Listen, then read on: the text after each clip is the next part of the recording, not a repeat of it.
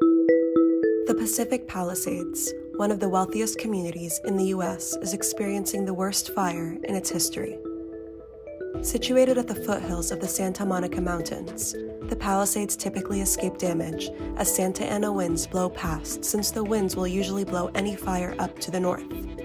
However, this time, hurricane-force winds drove the flames directly into the neighborhood, reducing many homes to ashes. On January 7th, around 10:20 a.m. local time, a live camera with Alert California, a UC San Diego program to monitor wildfires and disasters in real time, picks up smoke rising. This is the first sighting of the Palisades fire. 6 minutes later, PlaneSpotter at LAX catches first plumes of smoke on its live stream. Not what we want to see here in Southern California. Fire has now broke out. At 10:58 a.m., resident David Hansen received a video from his mother showing thick orange smoke billowing outside her house on Piedra Morada Drive. The fire size was upgraded from 10 to 200 acres, while containment remained at 0%. We're in the Palisades Highlands and the fire road is literally on fire. David Hansen drove to reach his mother and recorded the Palisades fire as it burned an entire hillside beside the road. From his mother's backyard, David filmed helicopters dropping water onto the nearby fires. He tells ABC News he saw them hovering over the edge of Santa Ynez Reservoir and were using a hose to draw up water. The fire spread rapidly, and flames encroached on David's mother's yard. Neighbors rallied together, using water from swimming pools to fight the advancing fire. With 2 more zones ordered to evacuate and 3 new evacuation warnings issued, David decided to drive out. But with high volumes of vehicles trying to evacuate, and with 3 road closures on the Pacific Coast Highway, escaping the flames proved to be difficult for residents. As David drives, he films the road filled with abandoned cars on Palisades Drive. Firefighters are seen battling the flames.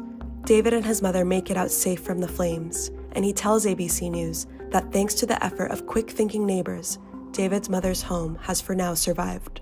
We're through the fire. Evacuation shelters are placed around the city, and Governor Newsom declares a state of emergency in California. By night, reports show that the Palisades fire has grown to 1,262 acres, and 2 additional fires occur nearby, Eaton Fire and Hearst Fire. Windy conditions complicated firefighting efforts. We're getting a 70 knot wind speed. We're going to have to shut down water dropping operations. Also, cancel that 2 additional copters. January 8th, 12:29 a.m. Palisades fire size has grown to 2,921 acres and is upgraded to 11,802 by 11:45 a.m.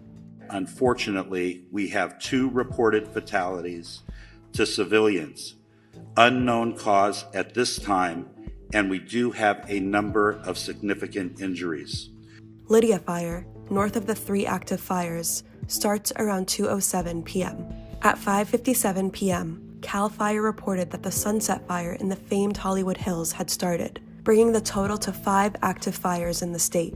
The Palisades Fire remained the largest, reaching 17,234 acres by the end of the day, with 0% containment. Weather forecasts indicated another round of Santa Ana winds expected from January 9th to January 10th, with a new high-pressure system building from the north, fueling more gusty winds. The Sunset Fire, which crossed more than 40 acres, was fully contained, but at 3:12 p.m., Kenneth Fire started to burn 50 acres in West Hills. On January 10th, the Palisades Fire has grown to nearly 20,000 acres with 6% containment, and the Eaton Fire to nearly 14,000 acres with 0% containment. Governor Newsom calls for an independent investigation into the, quote, loss of water pressure to local fire hydrants and the reported unavailability of water supplies from the Santa Ynez Reservoir, following a Los Angeles Times report that the Pacific Palisades Reservoir had been closed for repairs at the time the destructive fire started. Firefighters across the country, as well as Canada and Mexico, arrived to help battle the flames. Local authorities vowed to find out what exactly caused what is on track to become the worst natural disaster in U.S. history based on costs.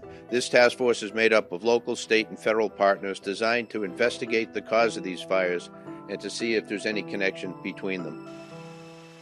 As of Wednesday, January 15th, at least 25 people have died, and more than a dozen others remain unaccounted for. 4 fires are still active, with Palisades Fire covering more than 23,000 acres and 19% contained.